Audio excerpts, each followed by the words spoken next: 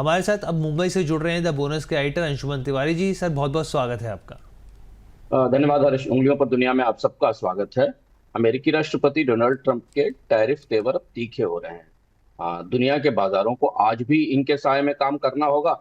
और भारत के साथ इन तीखे टैरिफ तेवरों के बीच भारत के साथ संधि को लेकर असमंजस बढ़ता जा रहा है। कल राष्ट्रपति ट्रंप ने 8 दूसरे देशों को नए टैरिफ की चिट्ठियां भेजी, जिनमें Philippines, Brunei, Moldova, Algeria, Libya, Iraq, Sri Lanka और ब्राजील है। इन पर 1 अगस्त से 20 से 50% तक टैरिफ लागू होंगे और इन्हें कोई और छूट नहीं मिलेगी। इससे पहले ट्रंप जापान, कोरिया, मलेशिया सहित 14 देशों पर टैरिफ लगाने की चिट्ठी भेज चुके हैं। इसमें ब्राजील का मामला थोड़ा पेचीदा और महत्वपूर्ण है, और चूंकि उसे ब्रिक्स के संदर्भ में देखा जा रहा है तो ये बाजारों को असर करेगा। ट्रंप ब्राजील पर हमलावर हुए हैं और 50% टैरिफ लगाया है। इसके अलावा उन्होंने ब्राजील में अनफेयर ट्रेड प्रैक्टिस की जांच भी शुरू कर दी है। यानी उनका आरोप है कि ब्राजील ने व्यापार की प्रक्रियाओं में पारदर्शिता नहीं बरती है। ब्राजील के राष्ट्रपति लूला डिसिल्वा ने हाल में ब्रिक्स की बैठक के बाद ट्रंप के टैरिफ की आलोचना की थी। ब्राजील पहला देश है जिसके साथ वार्ताओं के बीच ट्रंप के तेवर बदले हैं, क्योंकि संकेत ये थे कि दोनों देशों के बीच वार्ताएं किसी सहमति की तरफ बढ़ रही हैं और अगले 1-2 हफ्ते के भीतर एक संधि और सहमति बन जाएगी। लेकिन इस बीच इस टैरिफ के बाद अब लैटिन अमेरिका की सबसे बड़ी अर्थव्यवस्था के साथ अमेरिका के व्यापार रिश्तों में तनाव आ गया है, और इसका असर हमें दुनिया के बाजारों पर और अमेरिका के अन्य व्यापार संबंधों पर दिखेगा। श्रीलंका से अब इंपोर्ट पर करीब 30% का टैरिफ 1 अगस्त से लागू होगा। भारत के पड़ोस का देश, संकट में फंसी अर्थव्यवस्था है श्रीलंका, इसके लिए बड़ा झटका है। यूरोपीय संघ ने इधर अमेरिका के साथ तेजी से व्यापार समझौते की तैयारी की है। एक मिनी डील की तैयारी चल रही है। लेकिन एक बात ये भी निकल कर आ रही है कि अगर बातचीत विफल रही तो फिर यूरोपीय संघ जवाबी कार्रवाई भी कर सकता है।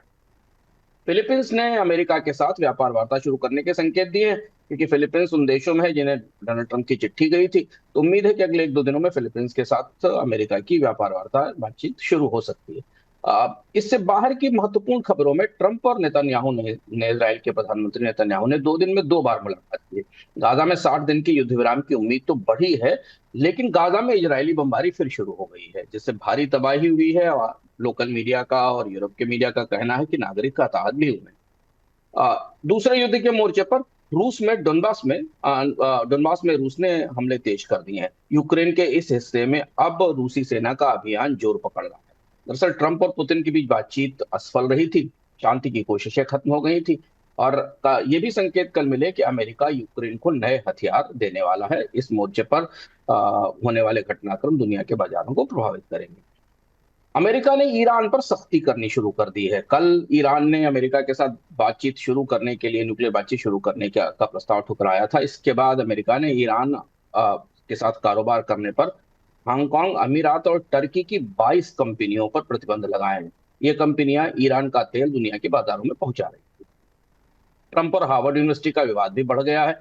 विदेशी छात्रों की गतिविधि को लेकर यूनिवर्सिटी को नोटिस भेजा गया है, सम्मन भेजा गया है, और हार्वर्ड की मान्यता पर खतरे खतरे के संकेत भी दिए गए हैं। आ, टर्की और पाकिस्तान के बीच रक्षा समझौते की तैयारी है। ये भारत के लिए थोड़ी महत्वपूर्ण खबर है, जिसमें दोनों देश मिलकर हथियारों का साझा उत्पादन करेंगे, तकनीक का हस्तांतरण होगा। हाल में भारत और पाकिस्तान के ताजे संघर्ष के दौरान पाकिस्तान ने टर्की के ड्रोन्स का इस्तेमाल किया। दुनिया की अर्थव्यवस्था पर में अब नजर कंपनियों के नतीजों पर है। भारतीय बाजार में भी और अमेरिकी बाजार में भी और दुनिया के अन्य देशों में भी सब जगह तिमाही खत्म हुई है और तिमाही के नतीजों का ग्लोबल सीजन शुरू हो रहा है। पूरी दुनिया पर ट्रंप के टैरिफ के बाद अमेरिका में पहली तिमाही के नतीजे आएंगे। उनका सीजन शुरू हो रहा है। सभी सेक्टरों में उतार चढ़ाव की आशंका है, और बाजार को करीब से अब लोग देखने की कोशिश कर रहे हैं कि टैरिफ का असर किस कंपनी के नतीजों पर, बैलेंस शीट पर कितना पड़ा है। इधर ब्रिटेन में बैंक ऑफ इंग्लैंड ने हाउसिंग मार्केट को बढ़ावा देने के लिए मॉर्गेज के नियमों में ढील दी है, ताकि लोग ज्यादा से ज्यादा कर्ज ले सके। फ्रांस संकट में है। फ्रांस में जंगल की आग दूसरे सबसे बड़े शहर मार्साय के तक पहुंच गई है, शहर के पास पहुंच गई है। हजारों लोगों को अपने घर छोड़ने पड़ रहे हैं, हवाई अड्डे बंद हैं, यात्राएं बंद हैं, और फ्रांस के एक बड़े हिस्से में सप्लाई चेन डिस्टर्ब हो गई है, सामानों की आपूर्ति प्रभावित हुई है। यूरोप में गर्मी की लहर है। ऊर्जा की मांग तेजी से बढ़ रही है और कृषि उत्पादन पर असर पड़ा है। इसका असर आने वाले समय में यूरोप की महंगाई पर भी देखा जा सकता है। चीन ने मकाऊ में 6 बिलियन युआन का एक सॉवरेन बॉन्ड जारी करने का फैसला किया है। बॉन्ड मार्केट के लिए महत्वपूर्ण खबर है। चीन में खाद्य कीमतें लगातार 5 महीने गिरी हैं, जिससे कि मुद्रास्फीति का दबाव कम हो रहा है। इधर बैंक ऑफ जापान ने कमजोर येन के कारण मुद्रास्फीति के जोखिम की चेतावनी दी है। जापान में आयात महंगे हो रहे हैं। साउथ कोरिया के केंद्रीय बैंक ने अपनी ब्याज दर करीब 2.5% पर स्थिर रखी है। कमोडिटी बाजार में बड़ी हलचल है। कल डोनाल्ड ट्रंप की तरफ से कॉपर पर टैरिफ लगाए जाने के बाद कॉपर की कीमतें 50% ऊंचाई पर है। चिली, मैक्सिको और कनाडा सबसे ज्यादा प्रभावित होंगे। इसमें यही वो तीन बड़े देश हैं जो अमेरिका के करीब हैं, और यहाँ से कॉपर का एक्सपोर्ट होता है अमेरिका को। अ, मांग की कमजोरी के बाद ब्रेंट फ्यूचर्स दबाव में है, करीब $70 के आसपास कारोबार कर रहा है। ओपेक ने के उत्पादन बढ़ाने की नीति का असर है, और इसके अलावा टेक्सास और फ्रांस में थोड़ा बहुत रुकावट से कुछ उतार चढ़ाव हो सकता है। अमेरिका में नेचुरल गैस की कीमतें करीब 6 हफ्ते के निचले स्तर पर दिखाई दे रही हैं। क्रिप्टो बाजार में गतिविधियां तेज हैं। बिटकॉइन अब अपने रिकॉर्ड करीब स्तर के आसपास पहुंच गया, $1,11,000 के आसपास, $1,12,000 से थोड़ा सा नीचे। इसकी बड़ी वजह यह है कि बिटकॉइन में इंस्टीट्यूशनल इन्वेस्टमेंट बढ़ रहा है, और इसके साथ रिटेल इन्वेस्टर्स भी उनको फॉलो कर रहे हैं। बीते कुछ हफ्तों में ईटीएफ्स का और इंस्टीट्यूशनल्स ने बिटकॉइन में बड़ा निवेश किया, और इसलिए इसकी कीमत रिकॉर्ड ऊंचाई पर है। एक महत्वपूर्ण खबर आई अमीरात से। अमीरात की जो प्रमुख एयरलाइंस है एमिरेट्स, उसने हवाई किराए और सेवाओं के भुगतान के लिए क्रिप्टो में पेमेंट स्वीकार करने का समझौता किया है। और ये बड़ा घटनाक्रम है कि वह एक एयरलाइंस अब अपने भुगतानों को क्रिप्टो में लेगी। इधर दुबई एयरपोर्ट पर अगर आप ड्यूटी फ्री शॉपिंग करते हैं तो वहां भी क्रिप्टो में भुगतान किया जा सकता है। अर्जेंटीना में पेसो अस्थिर हो रहा है, और इस बीच स्टेबल कॉइन्स की मांग बढ़ रही है, जिस पर हमने सप्ताहांत में भी चर्चा की थी।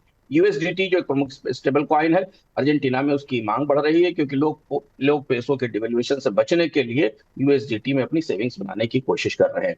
इधर पाकिस्तान ने कहा है कि उसका सेंट्रल बैंक डिजिटल मुद्रा के लिए एक पायलट शुरू करेगा।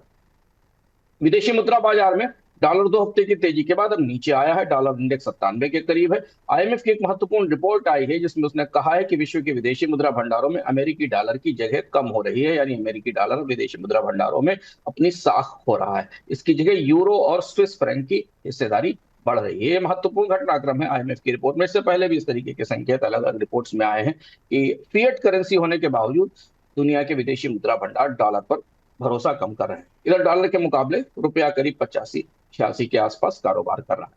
कुछ कारपोरेट खबरें आज काफी महत्वपूर्ण घटनाक्रमों में रही हैं। इनवीडिया का मार्केट कैप $4 ट्रिलियन के आसपास पहुंच गया है।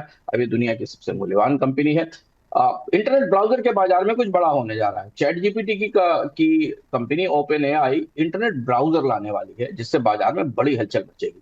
कंपनी ने गूगल क्रोम के मुकाबले के लिए ब्राउजर लाने की तैयारी की है, जो आर्टिफिशियल इंटेलिजेंस पर आधारित होगा। कुछ और भी महत्वपूर्ण आर्टिफिशियल इंटेलिजेंस और एलएलएम प्लेटफॉर्म अब ब्राउजर के बाजार में उतरने की तैयारी कर रहे हैं। ये देखना दिलचस्प होगा कि पुराने दौर के ब्राउजर की तुलना में एआई ब्राउजर्स कैसे ग्राहकों को पर या इंटरनेट उपयोग करने वाले लोगों को कैसे प्रभावित करेंगे। मस्क की कंपनी एक्स की सीईओ लिंडा याकारिनो का इस्तीफा कल पूरे दिन चर्चा में रहा। बोर्ड ने नए सीईओ की खोज शुरू कर दी है। अमेरिका में टिकटॉक अब एक नया ऐप बना रहा है, ताकि वो अमेरिका के रेगुलेटरी नियमों का पालन कर सके, और इसलिए इसको अपने एल्गोरिदम्स और डेटा सिस्टम्स को बदलना होगा, ऐसा संकेत टिकटॉक ने दिया है। अरामको ने अमेरिका में गैस आपूर्ति के लिए कॉमनवेल्थ एलएनजी से एक बातचीत शुरू की है, और सैमसंग ने अमेरिका में एक health care company x health का करीब $2.5 बिलियन में $2.5 बिलियन में अधिग्रहण किया है। भारतीय बाजार में आज खासे घटनाक्रम है। रिजल्ट का सीजन तो है ही, आपको हर्ष ने बताया, लेकिन इसके अलावा कुछ और कॉर्पोरेट एक्टिविटीज हैं जो बाजार में स्टॉक्स को प्रभावित करेंगी। कनाडा के ओंटारियो टीचर्स प्लान ने मणिपाल को सह्याद्री हॉस्पिटल बेचने का फैसला किया है, मणिपाल समूह को। ये डील करीब 6,400 करोड़ रुपए की है। सेबी एक महत्वपूर्ण काम करने जा रही है। ये घटनाक्रम भी भारतीय बाजारों के लिए जरूरी है। सेबी ने एक अपना चर्चा पत्र जारी किया है, जिसमें उसने कहा है कि रेटिंग एजेंसियों को अब दूसरे रेगुलेटर्स के दायरे में आने वाले फिनेंशियल प्रोडक्ट्स की या वित्तीय उत्पादों की रेटिंग की छूट दी जाएगी। यानी अब इंश्योरेंस और पेंशन के प्रोडक्ट और कुछ बैंकिंग प्रोडक्ट्स की रेटिंग भी रेटिंग एजेंसियां कर सकेंगी। सेबी ने ऐसी पेशकश की है, चर्चा की, और इससे भारत की रेटिंग कंपनियों को के कारोबार में भी विस्तार होने की संभावना है, और बाजार में भी इससे बड़ा घटनाक्रम दिखाई देगा। अडानी समूह का करीब $1.5 बिलियन का डेट इशू पहले ही दिन 2.3 गुना ओवर सब्सक्राइब हो गया। एशियन पेंट के प्रमोटर ग्रुप ने पेंट और कोटिंग कंपनी एस्को नोबेल इंडिया में अपनी पूरी 4.2% हिस्सेदारी बेच दी। करीब 734 करोड़ रुपए की डील है। इन दोनों स्टॉक्स पर आज बाजार में नजर रहेगी। जेप्टो जो कि कॉमर्स प्लेटफॉर्म है, करीब $750 मिलियन की फंडिंग जुटाने की तैयारी में है। सरकार ने एलन मस्क की स्टारलिंक को फाइनली मंजूरी दे दी है और अब भारत में इसकी सेवाएं मिलना शुरू होंगी। इधर ब्राजील पर सख्ती के बाद और नए टैरिफ आदेशों के बाद भारत और अमेरिका के बीच ट्रेड डील पर संशय बढ़ गया है। अब दोनों तरफ से कोई संकेत नहीं मिल रहे हैं, लेकिन 1 अगस्त का समय है और बातचीत और कोशिशें चल रही हैं, पर दोनों पक्षों से अब थोड़ा सा सतर्कता बढ़ती दिखाई दे रही है। अगले 24 घंटे में ट्रंप के टैरिफ पर ब्राजील की क्या प्रतिक्रिया होगी, इसका असर दुनिया के बाजारों में दिखेगा। कॉपर की कीमतों पर कमोडिटी में नजर रहेगी, क्योंकि कॉपर के बाजार में गतिविधियां काफी तेज हैं ट्रंप के टैरिफ के बाद। ईयू और अमेरिका की व्यापार वार्ता में आज 1-2 दिन में तेजी आने की संभावना है। क्या टैरिफ लेकर ईयू के लिए आते हैं डोनाल्ड ट्रंप, इस पर बड़ी निगाहें हैं पूरी दुनिया की कि ईयू के साथ कारोबार में स्टील पर, एल्युमिनियम पर और बाकी सामानों पर अमेरिकी बाजार में क्या टैरिफ लगाए जाएंगे। इसके ये एक अपने आप में एक बेंचमार्क टैरिफ होंगे। गाजा की युद्ध विराम वार्ता कहां पहुंचती है, इस पर निगाहें रहेंगी। रूस और यूक्रेन का टकराव बढ़ सकता है, क्योंकि रूस की तरफ से नए हमले किए जाने की संभावना है। और भारतीय बाजार में आज कंपनियों के नतीजों का सीजन है। टीसीएस से शुरुआत हो रही है, जिससे कि हमको आईटी सेक्टर के लिए गाइडेंस मिलेगा। इसके अलावा हर्ष ने आपको बताया है कई बड़ी कंपनियों के नतीजे आज बाजार में आएंगे। हम पूरे दिन इनका विश्लेषण करेंगे, इन पर हमारी नजर बनी रहेगी। उंगलियों पर दुनिया में आज इतना ही। वापस चलते हैं हर्ष के पास, नोएडा स्टूडियो। सर बहुत बहुत धन्यवाद तमाम जानकारियां साझा करने के लिए।